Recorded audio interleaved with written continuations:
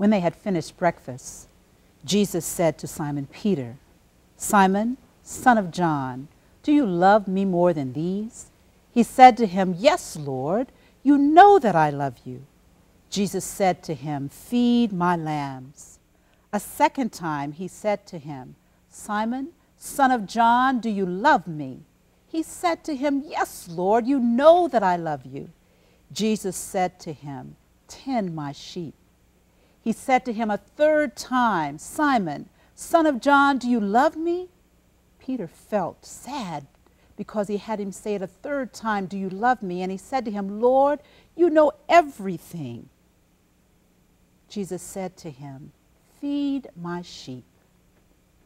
Remember when you started on your journey filled with, "Here I am, Lord, send me, I'll go.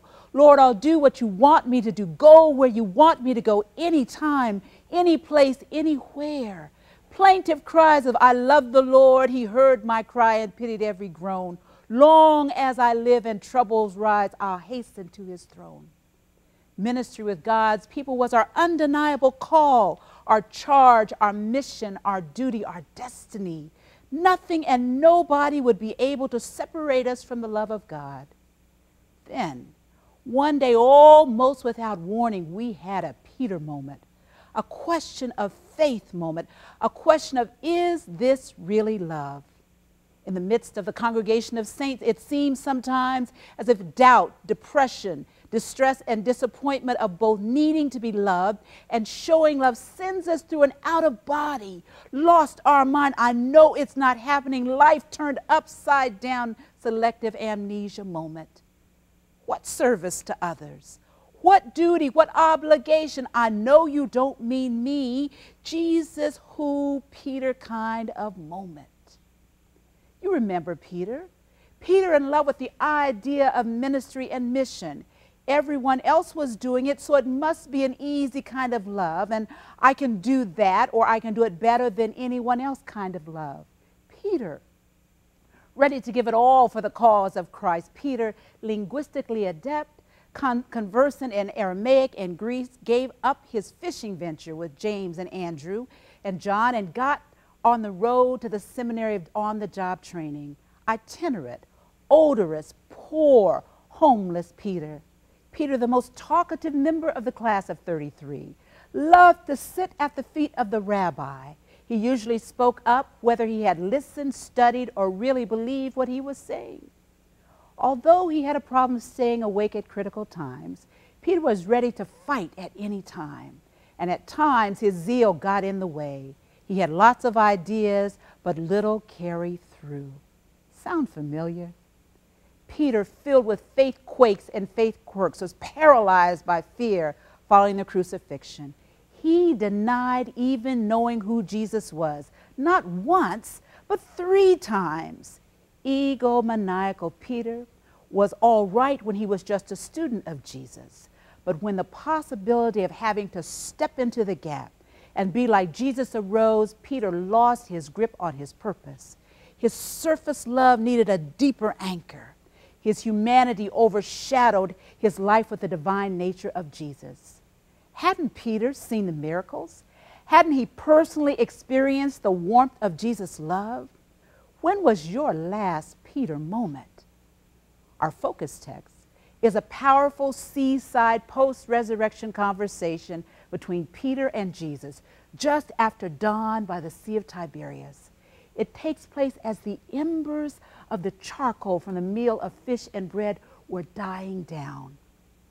Andrew, James, John, Thomas, Nathaniel, and the 2 others were probably doing what many people do after being up all night and eating a big meal.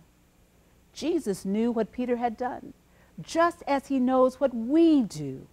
But Jesus also knew Peter's heart, just as he knows our hearts. He knew that Peter was afraid of death, just as those who have no hope fear death.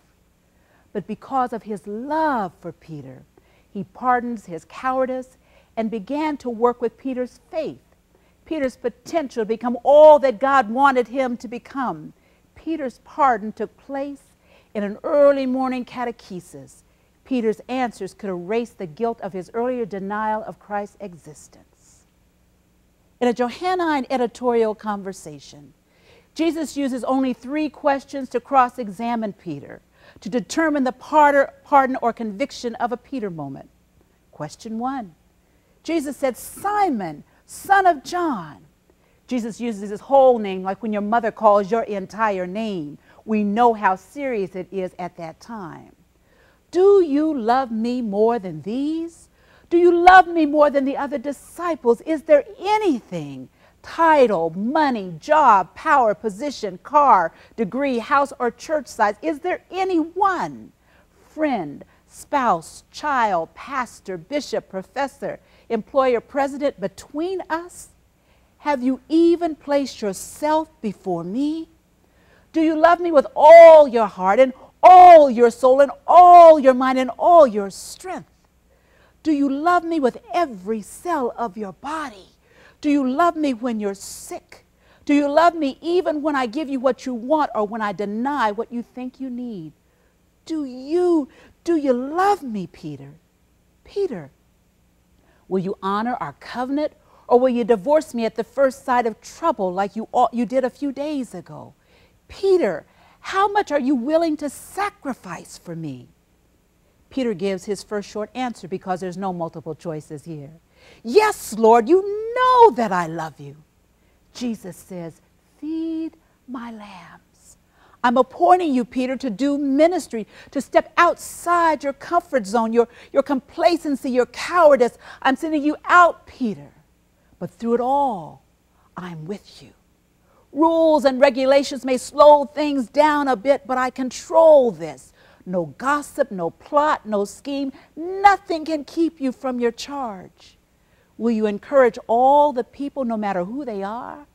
Peter, will you serve the poor as well as those who can donate money? Peter, will you give a cup of cold water in my name to everyone who asks, regardless of how they smell or sound or think or look or even worship? Will you find the people wherever they are and lead them to where I want them to be? Peter, feed my sheep like you saw me do with the fish and the loaves, when healing took place, when lives were reformed, like the dew in the morning. Feed my sheep. Prepare a place of refuge and rest for my creation, just like I did early this morning when you were trying to reach the shore.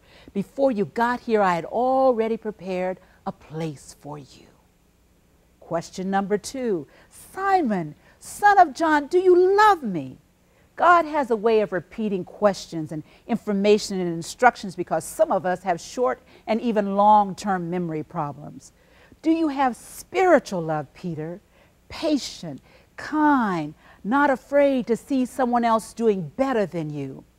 Peter said, Lord, you know that I love you. Jesus says, tend my sheep, Peter. Will you love the people enough to tell them the truth? Will you follow the courage of your convictions and not shift with the first wind of popularity or danger? Will you care for the needs of the sick regardless of the diagnosis? Will you care for those in your own home as well as those beyond your place of worship in another faith system? I love you, Peter. I want to know if you will stand up for your beliefs. Peter, will you be able to rejoice in the Lord even when it seems like you're all alone? Will you still love me? Question 3 comes. You see, Peter had denied the condemned Christ 3 times, and now the risen Christ poses 3 questions. Jesus says, think about it, Peter. It's time to become a different person. Don't return to that moment when you ran away from your responsibility, your faith, your hope. Forgive yourself. There's still time, Peter, for you to bring back the love lost. Seek out the unloved. Take care of the lovesick. Support the new loved. Teach the loveless. Our Lord asks us the same questions today. Will you care for the people like I have cared for you? Open your ears to the cries of those in pain. Stop driving by the helpless, criticizing the veracity of signs that say, I will work for food. Believe the abused. Afford children more rights than we afford animals. Look at yourself before you criticize the actions of others. Pray without ceasing, not just when danger seems to threaten our lives. live out your call regardless of the level of support by the world. Are you willing to forgive like I've forgiven you? Simon, Simon, son of John, do you love me? Peter felt hurt because Jesus asked the same question again. This time, however, Jesus asked, Phileo, are you my friend? Do you have that kind of love that means you will lay down your life for me? That just as I am love, that sickness and in health love, that grow old together love, that until death do us part love, that 7 times 70 love. Do you love me as your friend, Peter? Do you know that I love you? It was now as if Peter finally understood the purpose of Jesus' questions. And Peter said to Jesus, Lord, you know everything. My thoughts, my words, my actions, nothing I do is hidden from you. Jesus says again to Peter, feed my sheep. Take what you have learned from me these 3 years and feed my sheep. Not sugar-filled programs, not mixed-up theology, not bland Bible studies, not half-baked sermons, not overcooked rituals, not mushy music, not foul-smelling fellowship, not frozen prayers or starchy protocol. Those things will kill my sheep. I need you to understand that my sheep have discriminating palates. Give them something of substance that will last. Provide my sheep with food for thought. Show them the water of salvation so they won't be thirsty. Give them shelter in the sanctuary and stop charging them to get in. Protect them from the arrows of the devil by teaching them my commandments. Think about all you have read and heard and felt and know and feed my sheep. Feed my sheep so they will learn to be instruments of the kingdom, my brothers and sisters. Jesus knows all about our times of reluctance, our times of abject fear, our times of defeat, our times of even rejecting the validity of our ministry, our Peter moments. But Jesus will reform our Calvary, far-off moments into post-resurrection, taken back into the fold moments, because he loves us. Jesus accepts our apology, dismisses the charges, exonerates our actions, purges our cowardice, wipes the slate clean, forgives all our Peter moments, and continues to challenge us to demonstrate our love for him by faithfully, freely feeding his sheep.